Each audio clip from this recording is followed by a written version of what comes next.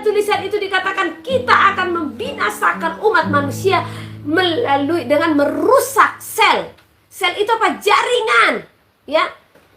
Nah, dengan saudara makan rica, ada yang rusak? Ada. Karena di saat jaringan di dalam tubuh kita ini sudah rusak, maka kita akan sulit mencapai destiny. Ya, kita sulit untuk menyembah. Coba kalau tubuh ini sehat sekali, wow, menyembah pun luar biasa. Jadi sehatkan tubuhmu. Apalagi di saat nanti tidak bisa membeli dan menjual, saudara tidak bisa lagi untuk membeli obat-obatan. Gimana engkau bertahan hidup? Ya, nah dari sekarang harus menyehatkan tubuh dengan apa? Bereskan semua sel-sel atau jaringan-jaringan di dalam tubuhmu. Detox tubuhmu ini semuanya. Melalui apa? Hal-hal yang organik atau alami, ya. Nah, buang dulu yang namanya monosodium glutamat dan dinatrium glutamat dan pengawet-pengawet, ya, saudara-saudara, ya. Jangan suka makanan junk food, ya. Karena semua itu hanya merusak jaringan-jaringan di dalam tubuh. Saatnya bagi anak-anak Elohim perbaiki selmu. Karena apa? Sejak kecil kita sudah ditipu daya melalui apa? Suntikan-suntikan. Ya. Ditipu daya kita ini dengan apa? Oh, itu bagus, itu sehat, segala macam. Ya. Ternyata apa? Sel-sel yang dimasukkan ke dalam tubuh, ya, yang bahkan melemahkan imun. Jadi dari sekarang bersihkan itu semua. Dengan apa tadi? Lihat segala apa yang masuk ke dalam mulutmu. Karena itu yang mempengaruhi tubuhmu secara jasmani. Apa yang masuk ke dalam tubuhmu, itu yang mempengaruhi kesehatanmu. Jadi pemberitaan juga, apa yang masuk ke dalam tubuhmu, itu yang mempengaruhi keselamatanmu, ya. Makanya makanan kita harus sehat. Jasmani, rohani, makanan harus sehat. Karena tubuh kita adalah bait suci. Kalau saudara katakan perokok salah enggak? Salah. Tertulis di mana? Apa ada tertulis janganlah engkau merokok? Enggak ada. Ya. Jadi di sini buka dulu pikiran saudara, ya. Oke, loading dulu walaupun ini jam berapa ini. Saya tidak tahu jam berapa ini. Ya. Jadi rokok itu salah enggak? Pasti saudara mengatakan salah. Nah, salahnya di mana? Apa memang ada tertulis rokok itu dilarang merokok? Enggak ada toh?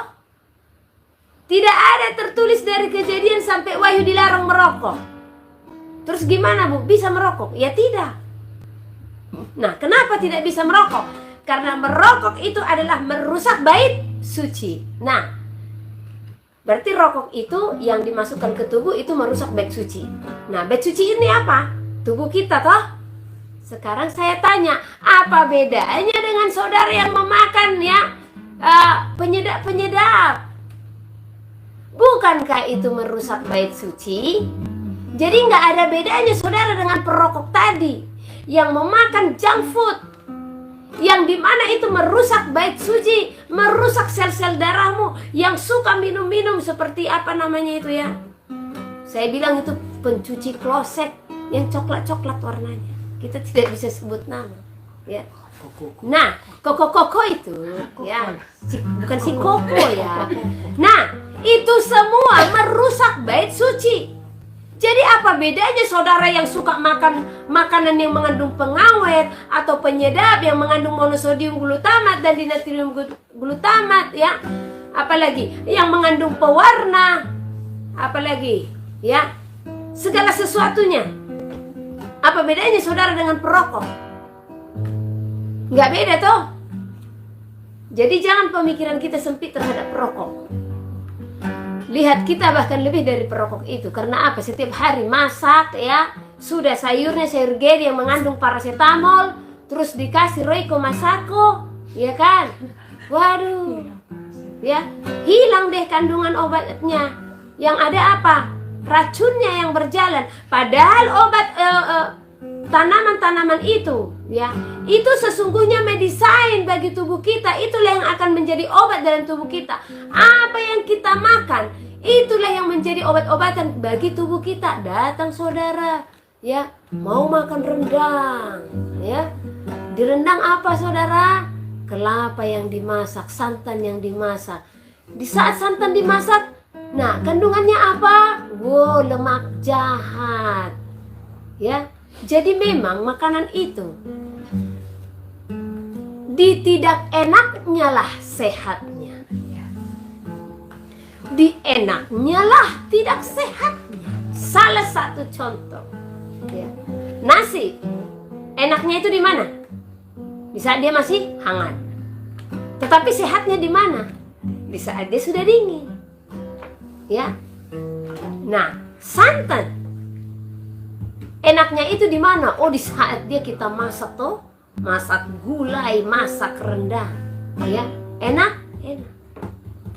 Padahal di tidak enaknya itulah maka santan itu yang kita jadikan sebagai susu kelapa itu sangat bagus untuk kesehatan. Jadi daripada engkau buat kemasakan, saran saya peras santan itu baru minumkan langsung. Itu sehat, ya. Nah, begitu juga masakan-masakan yang lain. Dan jangan pernah memasak masakan itu, ya, matang terlalu matang. Karena tubuh ini memerlukan apa? Magnesium yang dihasilkan dari sayur-sayuran. Namun magnesiumnya akan hilang di saat apa? Sayur yang saudara masak itu kematangan, sehingga dia mengandung asam. Tetapi asam bukan menambahi asam lambung, bahkan merusak asam lambung, ya. Nah, ini khotbah apa? Karena kesehatan jasmani berhubungan dengan kesehatan rohanimu. Karena di saat tubuh kita sehat, ya, maka jiwa kita pun akan beria-ria memuji dan memuliakan Elohim. Kita pun akan semangat. Coba waktu saya sakit sesak napas, ya, mau memuji, padahal hasrat ini untuk menyembah luar biasa, ya. Jadi sehatkan tubuhmu, ya. Matikan segala hasrat keinginan-keinginan daging. Karena keinginan daging bertentangan dengan keinginan roh. Tetapi biarkan roh yang mengajarimu. Ikuti apa kata roh, bukan apa kata daging. Karena di saat rohmu yang berbicara, sukacita, damai sejahtera yang akan memenuhi. Walau memang secara daging berat, ya. Tetapi bukankah itu perlawanan atau pertandingan kita yang sesungguhnya? Ya, daging ini akan tetap mengatakan, oh pingin ini, pingin itu, segala macam. Tetapi lawanlah kedaginganmu. Supaya apa? Supaya kita lebih mudah untuk mencapai destiny. Lebih mudah bagi kita untuk masuk dalam hadirat. Biarlah dari hari ini keinginan-keinginanmu terlebih besar untuk duduk diam dalam hadirat Elohim, ya, berdua-dua dengan Dia, membaca firman-Nya, berdoa dan bersekutu. Itu saja keinginanmu. Maka keinginan untuk itu akan membawa kepada kerajaan surga. Tetapi di saat engkau tadi, aduh, aku maunya nge-mall deh, aku maunya jalan-jalan ke pantai atau kemana, ya. Bukan kita larang engkau ke sana, silahkan, ya. Tetapi jangan besar hasratmu untuk hal-hal dunia, ya. Bahkan kalau pergi satu contoh ke satu tempat, apalagi itu pemandangannya indah, yang ada dalam hatiku itu apa? Bersyukur, ya. Saya nanti di tempat itu sudah bercakap-cakap itu, ya. Sudah langsung terkoneksi. Nah, ini yang harus saudara raih. Bagaimana saudara itu bisa terhubung, ya, bisa terhubung dengan kerajaan surga. Jadi kita benar-benar merasakan kehadiran Elohim itu dan para malaikat itu diam bersama-sama dengan kita, ya. Jadi kita harus benar-benar merasakan. Bisa enggak saudara rasakan di saat malaikat itu ada hadir dan berbicara? Sebenarnya mereka bisa berbicara kepada kita, ya.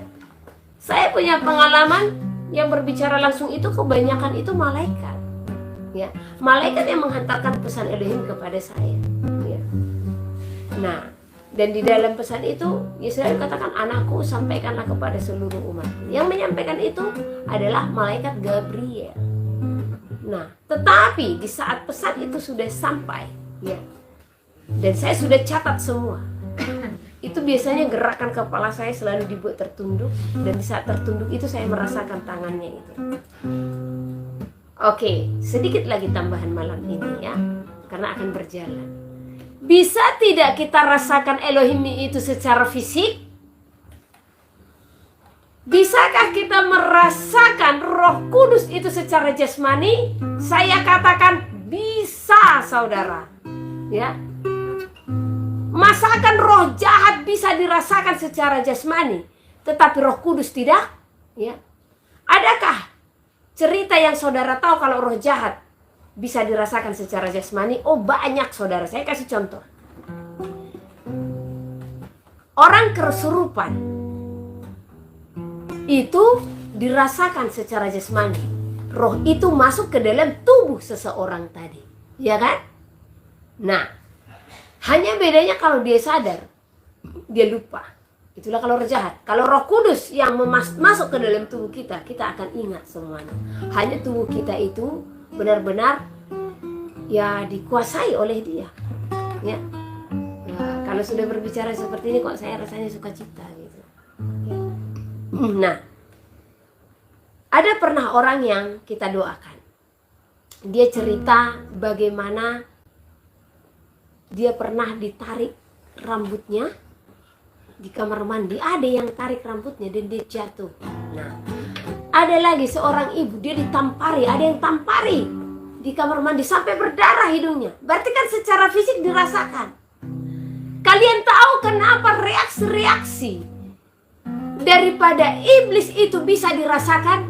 Bisa saya katakan ya. Coba siapa yang pernah mengalami itu ya? Iblis bisa dirasakan tetapi Roh Kudus nggak bisa dirasakan ya. Nah, merinding saya, satu contoh gitu ya kan. Merinding kenapa? Ya di sini ada roh seperti ini. Ya. Tapi Roh Kudus sulit untuk dirasakan. Aneh tidak?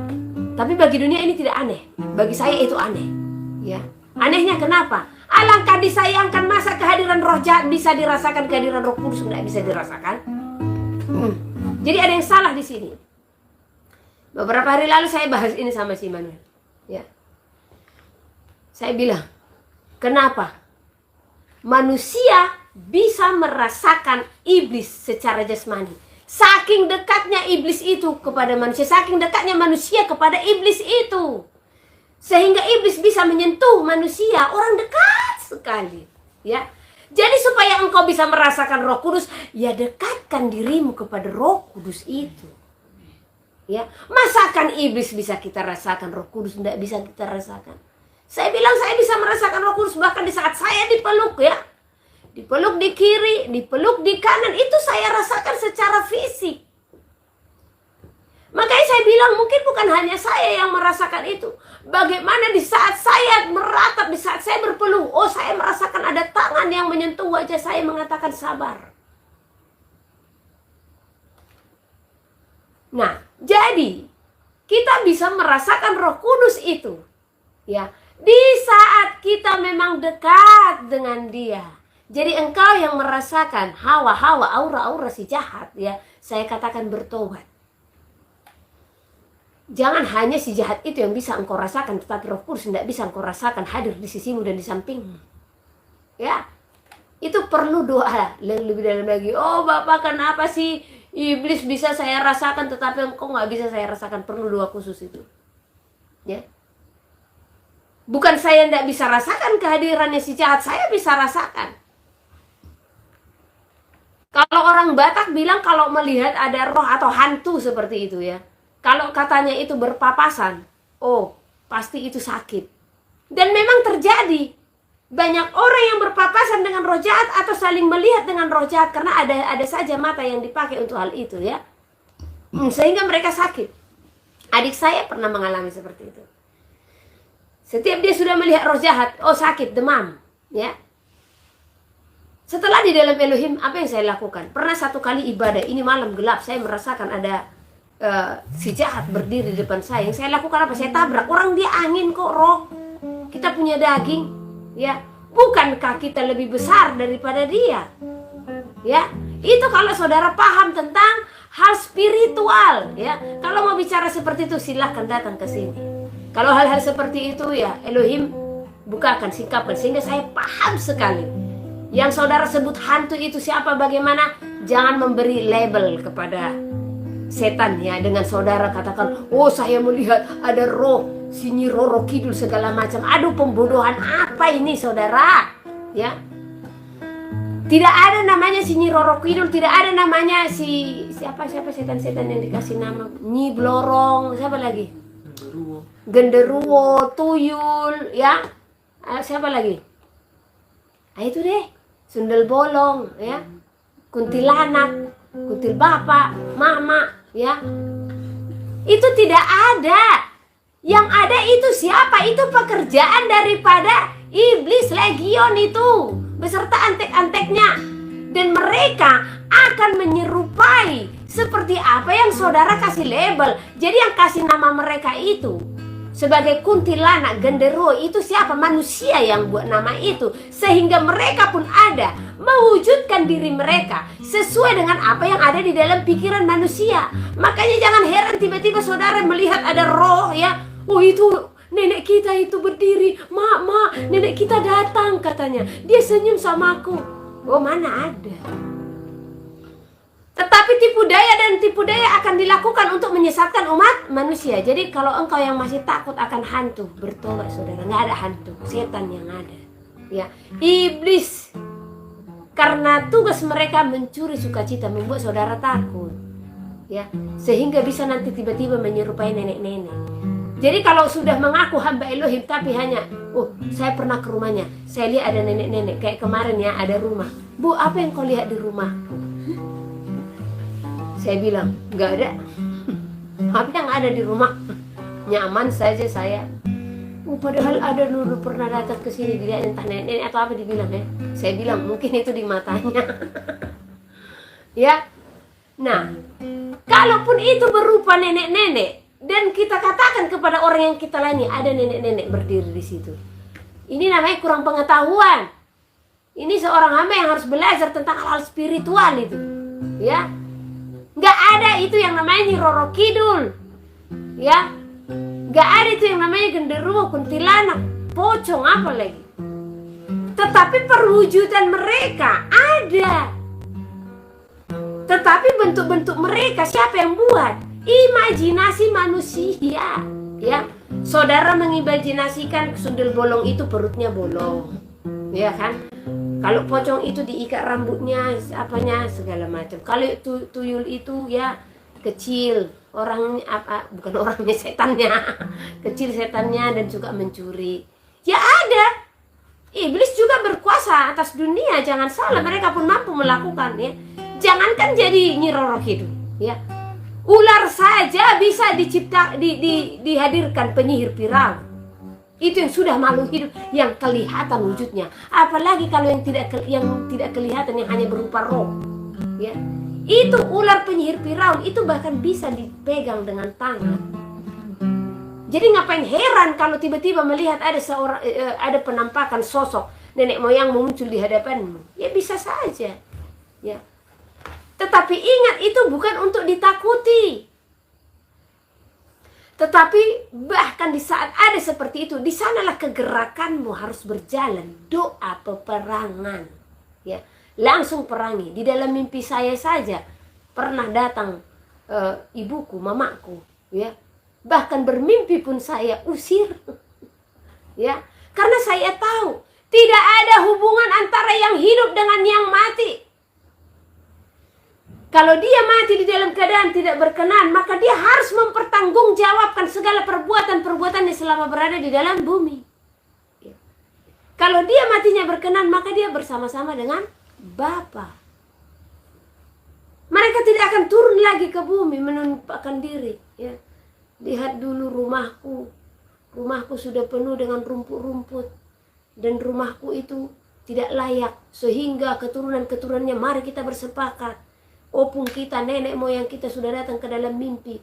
Katanya dia kedinginan. Jadi akhirnya bersekongkol, kumpulkan apa? Kumpulkan uang, buat kuburan bagus-bagus. Rumahnya pun hanya dari batu-batu yang tidak layak ya. Kemarin pun kami lihat seperti itu. Kuburan pas di samping rumahnya pakai keramik. Sementara rumahnya di plester pun enggak. Aneh ini ya. Apalagi di NTT. NTT bertobat ini hal seperti ini ya. Mereka mempunyai prinsip. Kalau itu tidak kita layakkan kuburannya, tidak menghormati orang tua, ada saja. Dari mana peraturan-peraturan seperti itu? Yang mati itu sudah tinggal tulang belulang. Apakah kita akan diberatkan dengan bangunan-bangunan untuk hanya mayat-mayat tulang belulang itu tadi? Ya, sehingga engkau harus mengusahakan uangmu untuk membuat itu bagus, ya kan? Sementara rumahmu tidak layak, makananmu pun kurang, tetapi engkau harus berusaha untuk sesuatu yang sudah menjadi tulang belulang. Apa enggak pembodohan yang dilakukan si jahat itu untukmu? Bertobat. Ya. Bukan hanya di NTT. Ya jangan karena saya sebut, cuman ekstrimnya di NTT. Kenapa saya bilang ekstrim? Kuburan itu satu dinding dengan rumahnya. Ya. Disatukan antara yang hidup dan yang mati, tulang belulang. Aduh. Itu banyak saya lihat. Jadi selama berjalan di NTT, pernah saya lihat ada kuburan. Oh, cakep, warna pink dengan keramik warna pink. Rumahnya itu hanya terbuat dari kayak jerami-jerami itu loh. Saya melihatnya terpelongo. Ya ampun. Kalau yang ke kuburan itu dibeli batu bata atau apa namanya? Batako ya. Dibeli batako. Itu diganti jerami-jerami yang di rumahnya itu, ya kan? Masa lebih melayakkan sesuatu yang sudah menjadi tulang belulang daripada yang hidup? Hei, engkau sekalian sadar akan hal itu, ya. Jangan engkau dibodohi oleh apa? Bisikan-bisikan setan, bisikan-bisikan si jahat. Kamu harus menghormati orang tua. Dikatakan Tita keempat, hormatilah ayah dan ibumu supaya lanjut umurmu. Lah, firman itu dipakai selama orang tuamu masih hidup dan engkau masih hidup, hormati. Ya. Bukan saya katakan di saat mereka mati letakkan seperti itu saja. Tidak, tetapi jangan itu menyusahkanmu. Ya. Kubur dia dengan layak. Bikin tanah di atasnya. Ya. Bikin tandanya itu kuburan orang tuamu. Tetapi jangan di saat rumahmu bahkan yang tidak layak. Engkau tidak layakkan, engkau hidup. Dan engkau lebih melayakkan tulang belulang. Pakai lampu-lampu diskotik lagi. Ya, kami pernah itu ke arah dari Tomohon ke atas sana. Saya pikir tadinya rumah, saudara. Apalagi kami lewatnya malam, ya. Berjejer kuburan itu seperti ini. Saya ingat itu 2019. Ya. Jadi memang Sulawesi ini perlu pertobatan akan hal kuburan-kuburan juga. Jadi bukan hanya NTT ya. Sulawesi juga, apalagi Toraja. Oh, keren sekali kuburannya, guys. Ya, ini bikin geram hati Elohim sebenarnya, ya. Waktu pulang, saya bilang, ini lampunya kerlap-kerlip, tapi kok sepi ya? Ternyata itu semua kuburan. Waduh, belum lagi di Samosir, pakai meteran itu kuburannya. Ya, ada meteran khusus. Ngeri, ya. Coba kalau ditanya keluarganya, mungkin masih ada yang kurang makan, kurang minum, kurang apa segala macam. Ya. Rumahnya kurang layak. Saya datang ke Toraja. Saya melihat kuburan. Tadinya saya tidak tahu kuburan. Barangkali hanya monumen-monumen ya. Jadi dibuat patung seorang lelaki dengan pakaian kebesaran ya. Di sampingnya ada periuk, ada tempat kopi, ada kompor kecil, ada segala macam, gelas-gelas. Dan ini kaca, ya, sangat cantik, besar, seukuran satu kamar. Saya bilang ini apa? Kuburan? Kuburan? Nah, terus kenapa ada ceret-ceret itu? Kenapa ada kompor-kompor, kuali, periuk kecil? Ya dia kan ada di alamnya. Walah, pembodohan dari mana lagi ini? Saat itu saya bilang, ini Toraja perlu berdoa ini. Apa nggak dirubuhkan nanti tanah-tanah ini? Saya ingat tahun 2023. Saya datang ke gua di Toraja, gua kuburan-kuburan itu, ya. Di situ jujur, ya, seperti kecicikan yang ada di dalam hati ini. Tapi saya masuk ke dalamnya, ya. Saya masuk ke dalamnya. Ya. Ada orang pengajarannya yang ke tempat seperti ini pun nggak bisa masuk, ya. Pengajaran keterlaluan ini namanya. Karena pernah satu kali kami ada di penginapan karena dilihat ada guci-guci di penginapan itu, sudah bayar 3 kamar pindah ke kamar lain, ke hotel lain, hanya karena melihat ada guci di hotel itu namanya keterlaluan saudara ya.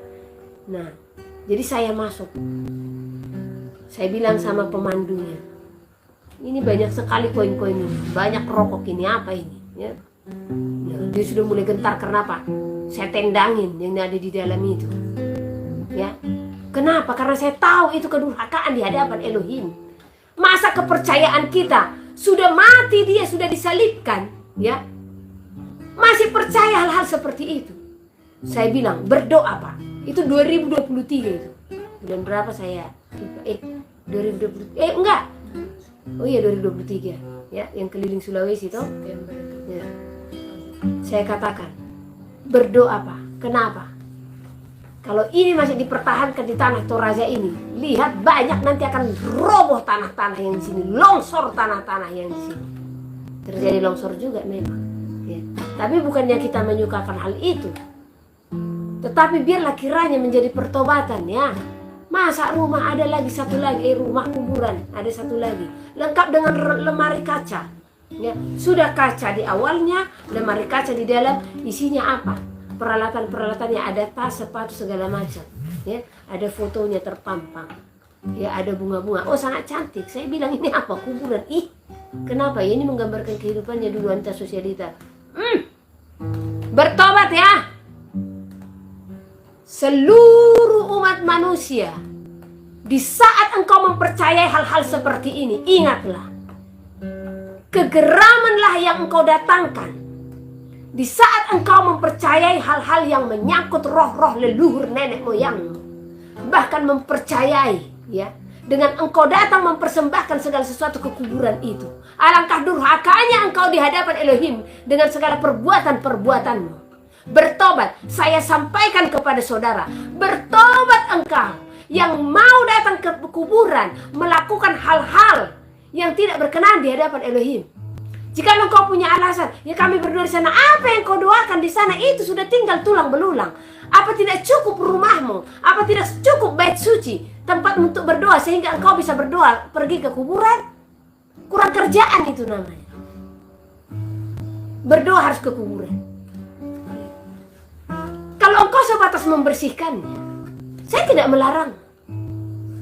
Karena bagaimana pula kalau kuburan itu semuanya tertutup, rumput segala macam, banyak ular nanti bersarang.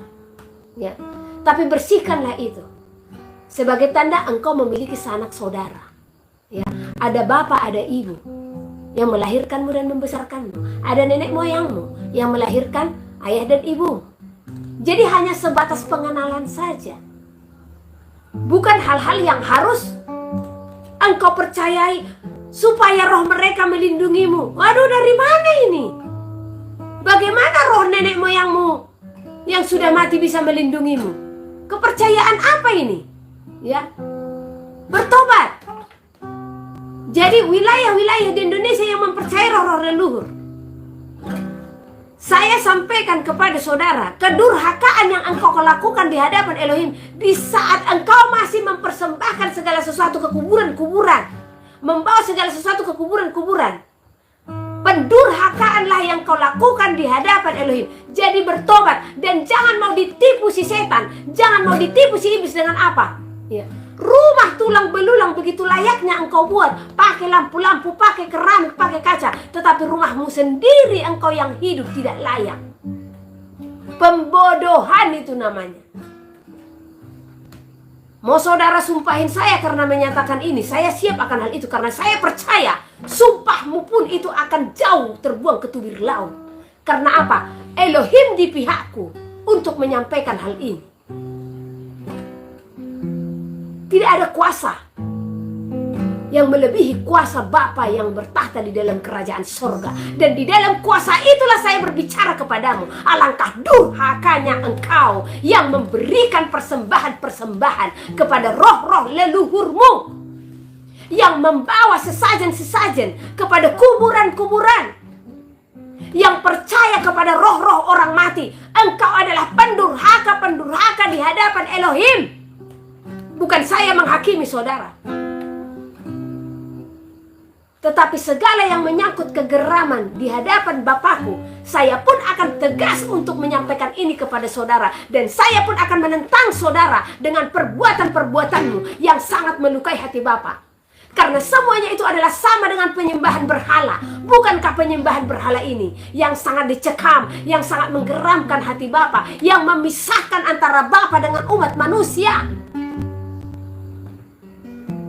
Jadi engkau yang masih percaya kuasa perdukunan, opo yang namanya ya, bertobat saudara ya. Dan engkau yang sok-sok menjadi dukun, bertobat engkau. Dari dulu ini kegeraman yang sangat besar di dalam hatiku semenjak aku mengikut Elohim ya. Hati ini sangat geram menyangkut hal-hal seperti itu ya. Mau Batak, mau Jawa, mau orang Sulawesi, mau orang NTT, mau orang Papua, orang Kalimantan, semuanya. Jangan libatkan dirimu dengan hal-hal yang merupakan kekejian di hadapan Elohim ya. Kalau dukun saja dihargai, dihormati, hamba Elohim ditindas, disepelekan ya. Keterlaluan ini namanya. Lebih banyak manusia takut kepada dukun, tunduk kepada dukun, menghargai dukun daripada menghargai hamba yang bahkan diutusnya untuk memberitahukan keselamatan kepada saudara. Lebih banyak orang takut melihat dukun. Kalau sudah didengar ada tahu-taunya, ya tahulah namanya iblis. Apa yang tidak iblis tahu di dalam dunia ini? Kalau tiba-tiba seorang dukun, engkau datang kepadanya, engkau kehilangan emasmu, dan dukun itu tahu, enggak usah engkau heran melihat itu. Bukankah iblis juga melihat apa yang diperbuat oleh manusia? Ngapain heran?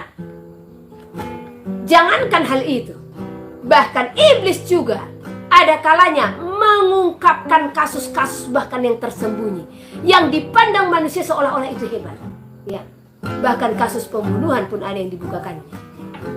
Melalui apa? Saudara bertanya kepada dukun dan itu terbuka. Tetapi saudara tahu apa itu jebakannya?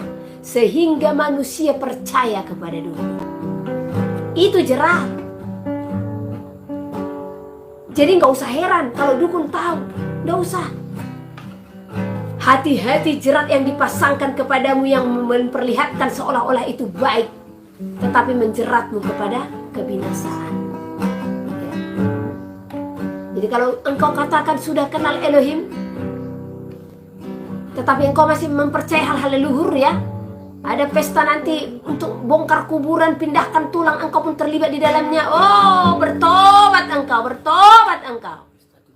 Ya, ada lagi pesta-pesta tubuh atau apa itu monumen-monumen ya.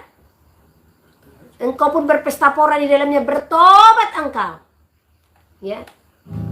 Apa yang harus engkau tunggu untuk Elohim perlihatkan kepadamu? Ya.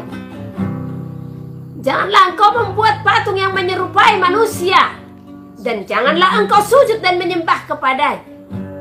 Jadi jangan engkau bangga di saat membuat patung-patung besar-besar. Ya. Elohim tidak berkenan akan hal-hal itu.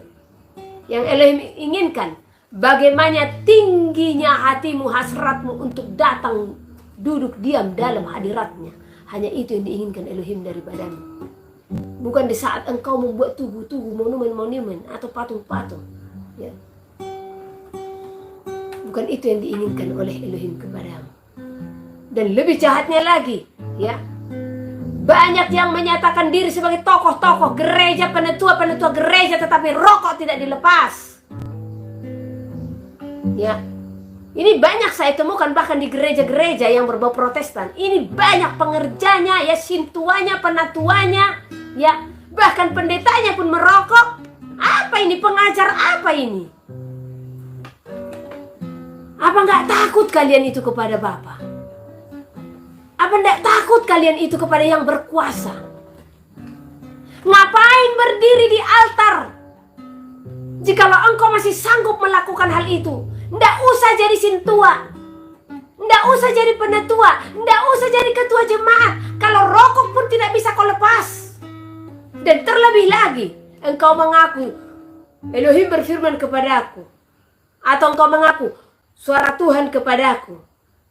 tetapi engkau masih merokok, saya yakin dan jamin 100%.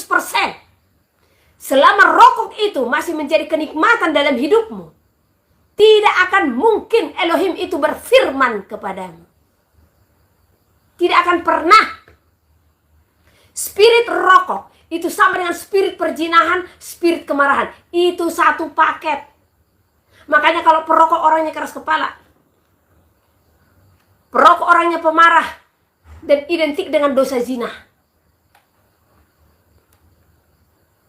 Jadi kalau engkau katakan engkau pemberita kebenaran, ya, apalagi sintua-sintua, ya, ini sintua-sintua dengarkan ini, ya, mau protes silahkan, ya, katanya sintua, penetua jemaat, ya, apalagi ketua jemaat, nanti baca firman di depan, inilah renungan kita pada pagi hari ini, pada siang hari ini, dibacakan firman, habis itu pergi keluar dan merokok.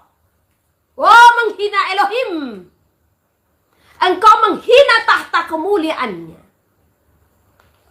Engkau menganggap rendah kasih anugerah, kasih kemurahan yang diberikan Elohim kepadamu. Janganlah engkau menganggap sepi kemurahan Elohim. Bukankah kesempatan yang diberikan Elohim bagimu adalah sebagai waktu bagimu untuk bertobat? Tetapi engkau menyanyiakan, bahkan engkau menghina Elohim dengan apa? Firman engkau bacakan, tetapi mulutmu engkau taruhkan dengan kecemaran-kecemaran. Jadi ini bagi gereja-gereja yang masih ada hal-hal seperti ini, saya katakan, bertobat jangan sampai ditunggang balikkan dulu, baru memahami kalau dia sungguh Elohim yang berkuasa. Apa kurang sabar dia kepada kita? Ya. Apalagi yang harus diperbuat untuk memperingatkan saudara dan saya? Bukankah dengan segala kejadian-kejadian alam di bumi ini, Elohim pun menyatakan kuasanya, mengingatkan seluruh bumi untuk bertobat? Betapa sangat kecilnya sesungguhnya hidup kita ini. Coba, hitungan menit, satu wilayah bisa terhempas. Apa saudara tidak takut melihat itu semua? Hitungan menit, semuanya bisa hilang. Bahkan hitungan detik, nyawa pun bisa lepas. Apa tidak takut saudara akan hal itu? Masih semena-mena merokok di depan gereja. Bukankah engkau membangun itu dan engkau mengatakan, ini adalah rumahmu Tuhan? Tuhanlah dulu saya katakan, karena engkau tidak menempatkannya sebagai rumah Elohim. Engkau berkata itu adalah bait suci. Tetapi banyak saya melihat sintua-sintua, penetua-penetua, ya, yang bahkan masih acara gereja, sudah merokok di depan gereja.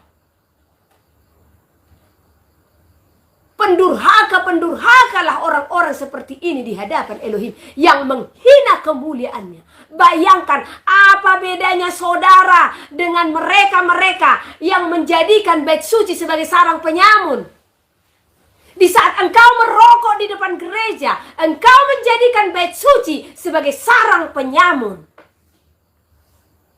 Bagus tidak usah datang ke gereja, engkau menghina dia. Engkau menghina hadiratnya.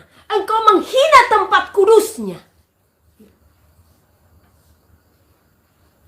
Saya herannya. Mau pimpinan-pimpinannya, saya tidak tahu apa nama pimpinan mereka. Mau Eporuskah, mau apakah. Kenapa tidak menegur semua ini? Kenapa tidak mendisiplinkan para penetua-penetua gereja akan hal ini? Herannya saya, di pintu tertulis, dilarang merokok. Tetapi sintuanya yang merokok. Wow, bertobat saudara. Dia maha kuasa. Apa kalian pikir dia tidak ada? Sehingga kalian dengan semena-mena habis merokok nanti sore di kedai tua, ya, mabuk. Masuk hari Minggu, pakai baju kebesaran, ya, ahli Taurat berdiri, buka Alkitab, baca agenda. Beginilah dikatakan. Wah, durhakanya saudara di hadapan Elohim.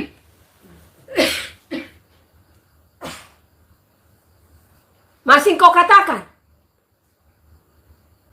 engkau seorang hamba. Masih kau katakan, engkau seorang penetua. Sadar tidak arti penetua itu? Seorang yang dituakan, seorang tokoh yang menjadi panutan. Sintua juga seperti itu. Engkau tokoh yang menjadi panutan, engkau merokok. Tidak heran saya jemaatmu di dalam dosa perzinahan, di dalam dosa segala dosa. Karena engkau sebagai tokoh, sebagai teladan, tidak menjadikan dirimu sebagai teladan. Apa yang pantas diteladani dari hidupmu? Ya, sore engkau mabuk.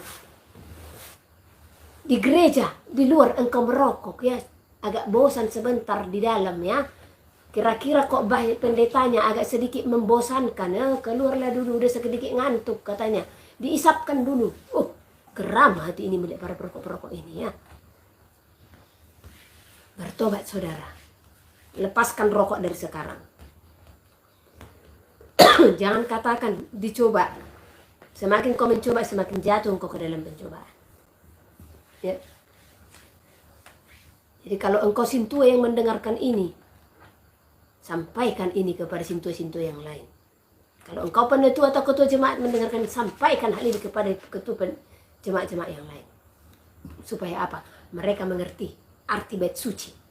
Engkau yang merokok di depan gereja, engkau sama dengan mereka, ya, yang menjadikan bait suci sebagai sarang penyamun. Yesaya pasal 60. Kemuliaan Sion yang akan datang. Bangkitlah, menjadi teranglah, sebab terangmu datang, dan kemuliaan Tuhan terbit atasmu. Sebab sesungguhnya kegelapan menutupi bumi, dan kekelaman menutupi bangsa-bangsa. Tetapi terang Tuhan terbit atasmu, dan kemuliaannya menjadi nyata atasmu. Bangsa-bangsa berduyun-duyun datang kepada terangmu, dan raja-raja kepada cahaya yang terbit bagimu. Angkatlah mukamu dan lihatlah ke sekeliling. Mereka semua datang berhimpun kepadamu. Anak-anakmu laki-laki datang dari jauh, dan anak-anakmu perempuan digendong. Pada waktu itu engkau akan heran melihat dan berseri-seri. Engkau akan tercengang dan akan berbesar hati, sebab kelimpahan dari seberang laut akan beralih kepadamu, dan kekayaan bangsa-bangsa akan datang kepadamu.